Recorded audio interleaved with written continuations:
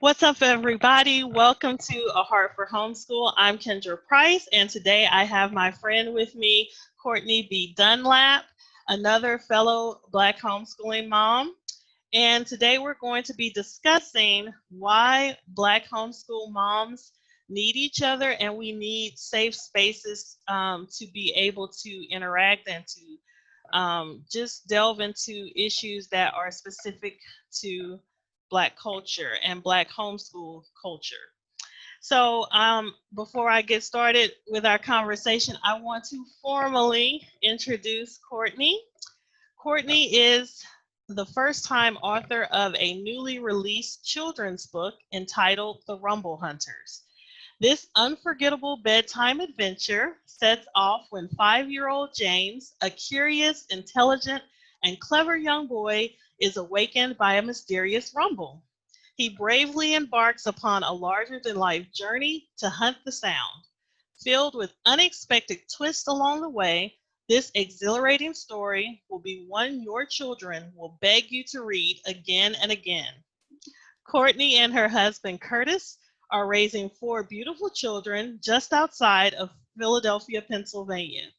Courtney is a homeschooler. She's obsessed with Twizzlers, blogs about her family's homeschool adventures at www.abletoteach.com, and writes content for Lifeway Christian Resources.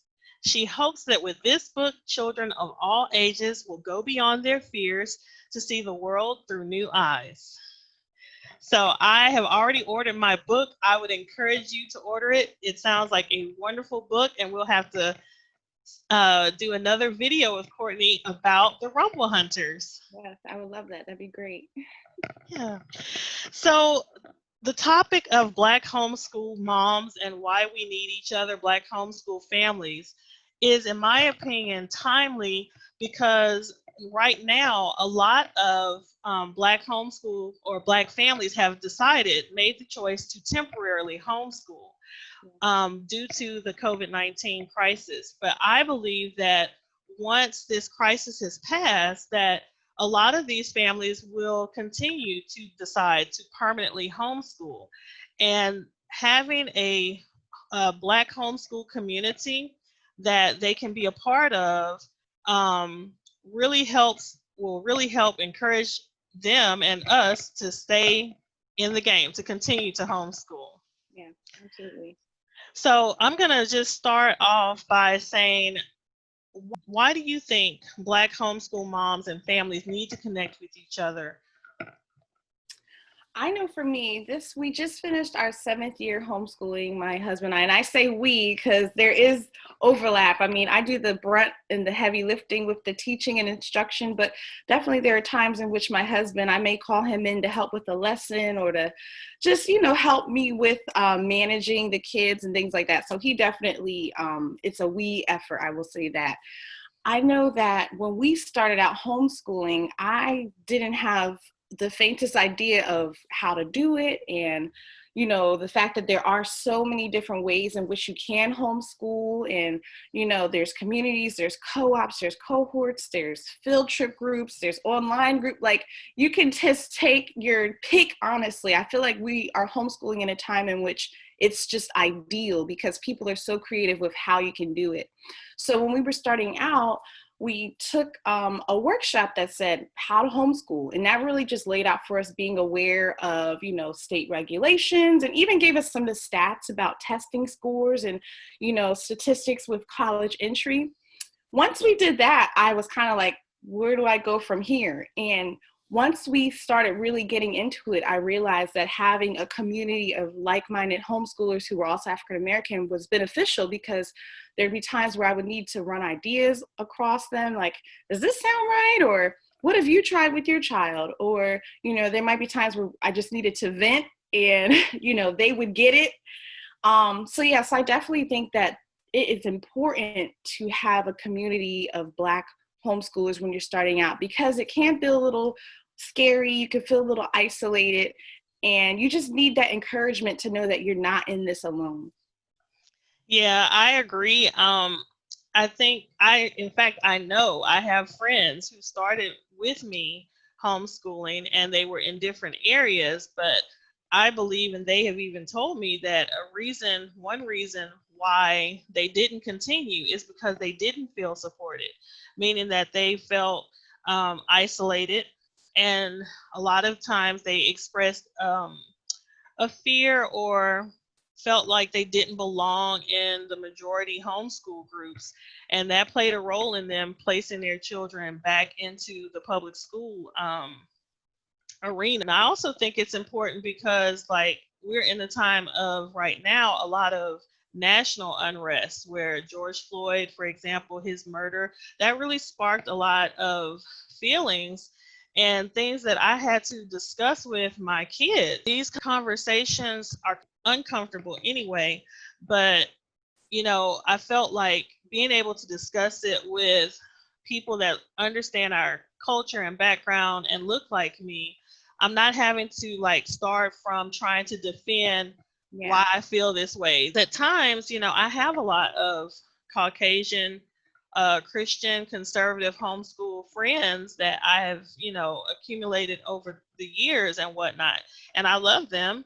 Yeah. But there were some disconnects, Yeah. And so I think that it's also important for that community because there are some topics and some issues relevant to us as a people that are not always sufficiently addressed in majority groups. I'm totally in agreement with you because I've even experienced that. My family, we're Christians, and so we have Christian friends of all different walks, Black, white, Latino, Asian, whoever. And like you're saying, a lot of my first introductions to homeschooling, I was connecting and linking with white Christian homeschoolers, which was fine. We had the commonality, like our kids were the same age. They had similar interests. We were teaching the same grades. We would swap ideas about curriculum and suggestions like that. But I remember this was even back when there was a lot of unrest, like after Trayvon Martin, and then even just some of, like, honestly, there's too many names really, which I hate to say, but during the times of some of those instances, I clearly remember connecting with some white homeschoolers, and we would talk about everything except for race. And that to me was telling because I'm a Black woman, I'm a Christian woman, and those two things at times can, intersect one another. And just as much as I care about talking about, oh, my kid, they want to join this soccer team, do you have any suggestions? I also want to talk about the fact that we're collectively grieving as a people, almost as if it's my nephew or my son or whoever, or brother, uncle, cousin, father was the victim. And, the fact that was not available to me felt lonely and frustrating because I'm like, man, you have an interest in my life, but it feels like there's this part of my life that you've compartmentalized and you've separated and you just walk by it as if it's not there. So that was definitely a challenge that I felt early on, especially in our homeschooling days.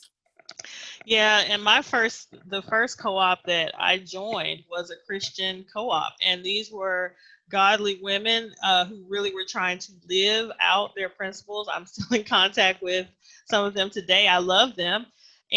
But one of the things that I felt that I experienced, and I spoke with some of my closest friends about this issue, is that, you are welcome to participate. You were invited, you feel a part in terms of you can serve, you have all these skills and talents and you can put them to use, and that's wonderful. But when it came to doing life together, meaning those deeper bonds, those deeper friendships where your families come together and spend time, and I'm the person that you think of when you're getting ready to do a field trip or do different things. Often I felt like I was, I'm watching that happen around me, but it's not happening with me. And I felt my kids, especially, adults, I believe at least, we're smoother about certain things, but I really saw it with my older girls. One of my daughters is like really outgoing and makes friends easily. And another one is more reserved and shy. But in both cases, I across the board, they were excluded. And when I say excluded, I'm saying, again, they are able to participate, but they're always on the periphery. They're never included, like, Like truly. an invitation in. Yes, and they don't make friends that they didn't make friends where, you would see the group going out together or doing different activities and things outside of the co-op. Well, that just did not materialize. And so I think for my own kids' mental health and emotional health, that this is a reason why Black homeschool families need each other, as well as, I'm not saying to, you know, segregate yourself and don't associate with any other group. That's not what I'm saying. But I see the need for, Black homeschool families. Yes. Yeah. For me, when I encounter a setting in which it's predominantly white culture and it's homeschooling, I go in there with my eyes open, knowing typically what I've experienced when I've had those experiences. However, I'm hopeful that it will be different. So I still talk to people, I still make myself available, I still engage in conversation. I realize, though, that usually I'm doing the brunt of the work when it's in terms of trying to build the relationship, connect, ask people about their lives. It's not necessarily reciprocated. There's been, and I can't say that this is 100% across the board, because that's Right. true. There's definitely, and I can even think of them right now, there's definitely been white families who have, embraced us. They've invited us and they've asked our kids to participate in things or to go with them on field trips. And so I absolutely recognize that. So I wouldn't just 100% Yes, paint absolutely. the broad brush. But typically my experiences are, if I'm going to make relationships with people, I just know the level of work that is on my end that I have to do.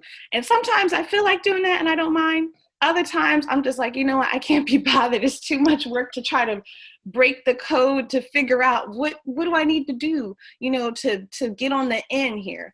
And that's why I've also felt the need, when I do seek out, okay, who are we going to have our brunt of our community with?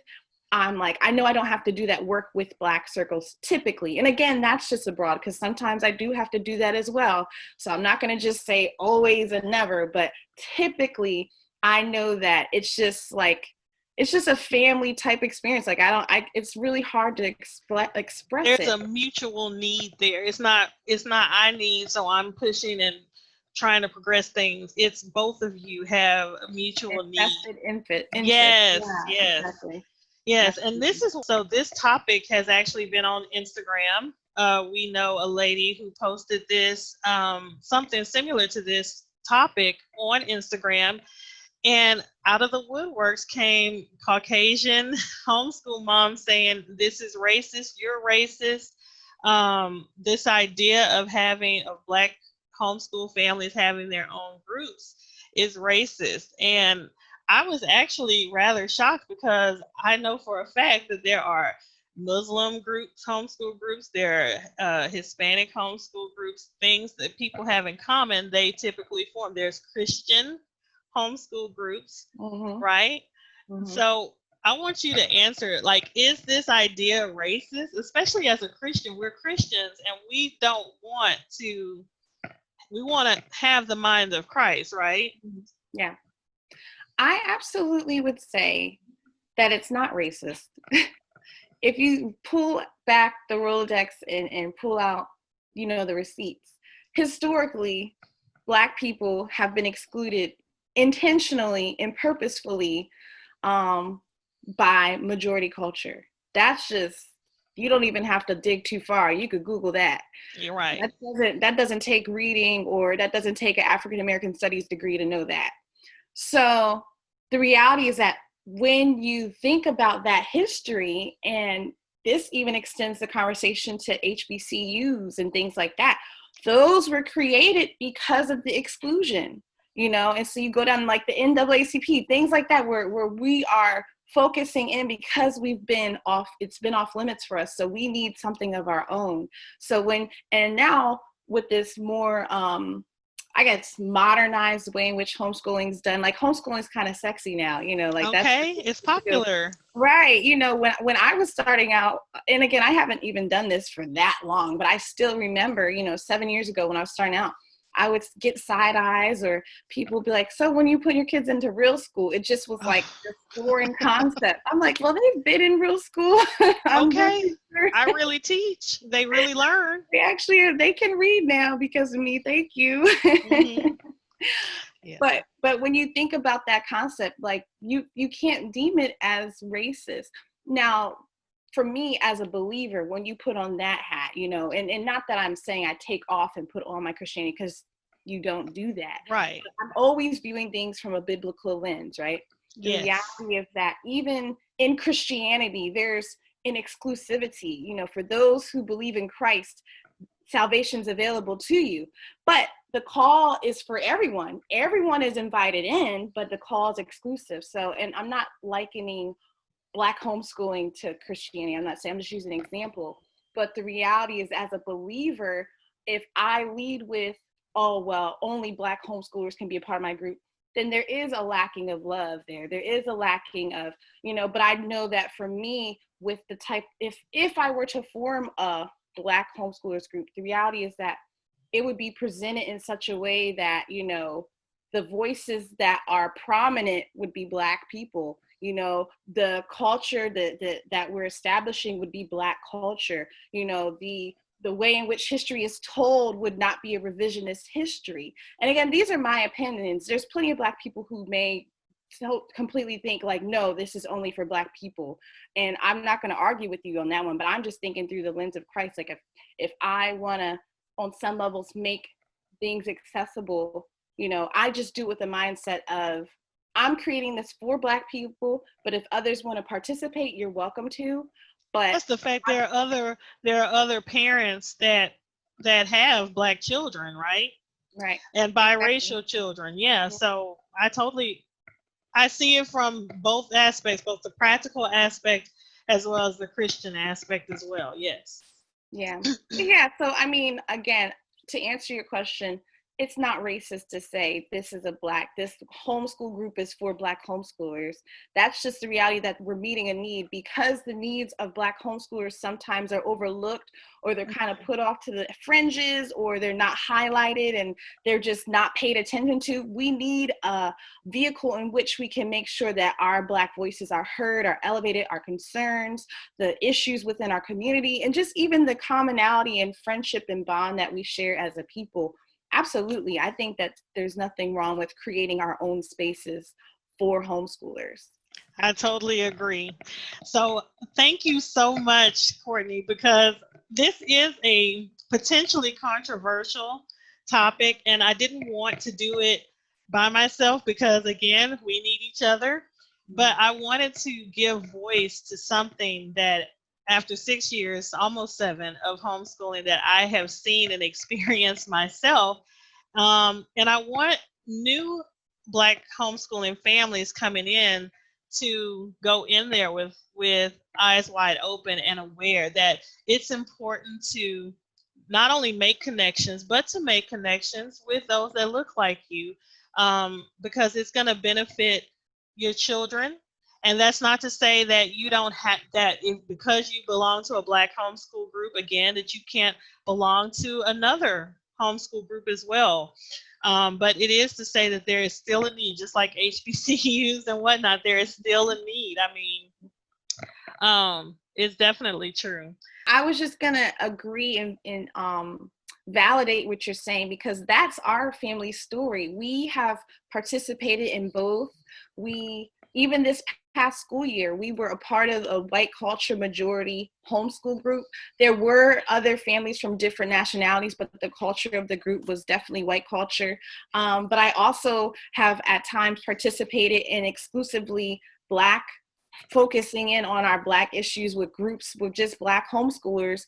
And so like, I definitely think that there's value that I get from both, because I need my children to know how to interact with white people. I can't make everything so all Black, all Black, all Black. Yes. When they graduate and get into the world, and they need to know how to interact with other different types of people. Like, we aren't even getting onto it, but let's talk about code switching, Okay. That is a thing, okay? It is. In order to survive in this world that is, for all intents and purposes, a white world in a way, like we have to learn how to adapt into this society that is made up of so many different people. So I'm not gonna say that I will never be a part of, a multiracial or all white homeschool group. I just know when I go into those spaces, I just know what I'm getting myself into.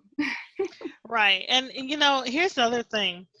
I want to address this one too, because some people would say, oh, well, what if white people had the same mindset and they said, oh, this group is only for white people? Well, they already have these groups, and it's not necessarily stated like outright, but it is in how you're treated. There's one group that I will not name, but it was touted as a Christian alternative to another major group. And I was really excited for my son to participate in it. And we went, and my husband and him went, and just the cold shoulder response and the way things were handled let us know, oh, this is not for us. Mm-hmm. Okay. And these were Christians. Mm-hmm. So still into this day, while we have to expressly state it, sometimes you may not expressly have to state it, but it is in the way that you're treated, that you know what the drill is, okay? Yeah. And hopefully one day in this country we'll get to a place where it's not needed as much, or it's not needed because you feel excluded in other majority groups, but man in his condition. Yeah. And even when you look at curriculum choices, like if you're joining a homeschool co-op group and the curriculum of choice that they're all using, if it's not reflective of us, if the only time Black people are mentioned are slavery and MLK, and that's it, that's also a red flag for me. Again, that's not to say that a Black person couldn't become a part of that group and maybe supplement their own thing, but that creates just an uninviting, unwelcoming type of environment for families who are Black and who might be multiracial, multi-ethnic, and they're not just white. If the only types of stories that are being read, or just, you can go down the line, if it's just not considerate of the fact that this is not a white world. Well, I mean, in some ways it can be a white world, but all white people don't just live in this world. If the curriculum is not written in that way, that's also a clue in that, like, okay, this may not be for us. Yeah.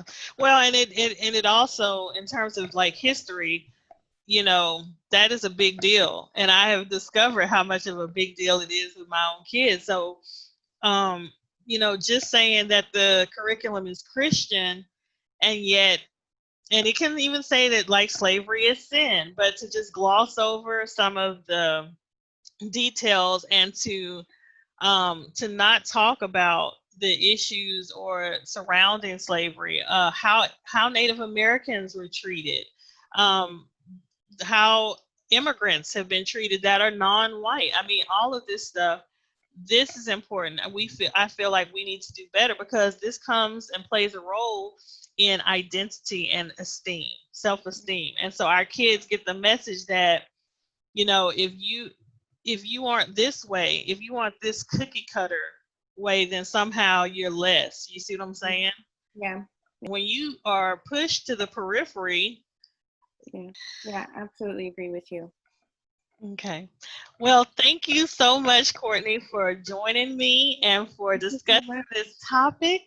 Thank you so much for having me. Yeah, this is a really fruitful discussion, and I feel like it was balanced. Good. So for you guys out there, I want you to go out and I want you to order The Rumble Hunters. You can purchase Courtney B. Dunlap's book, The Rumble Hunters, at www.courtneybdunlap.com. And then please remember to follow Courtney on Instagram at Courtney_B_Dunlap. And also check out her homeschool website, www.abletoteach.com. I enjoyed talking to you, and I look forward to another interview about the Rumble Hunters. Thank you. Thank you. All right. Don't forget to click like and subscribe to be notified of future videos. Also, don't forget to check out my website, www.aheartforhomeschool.com.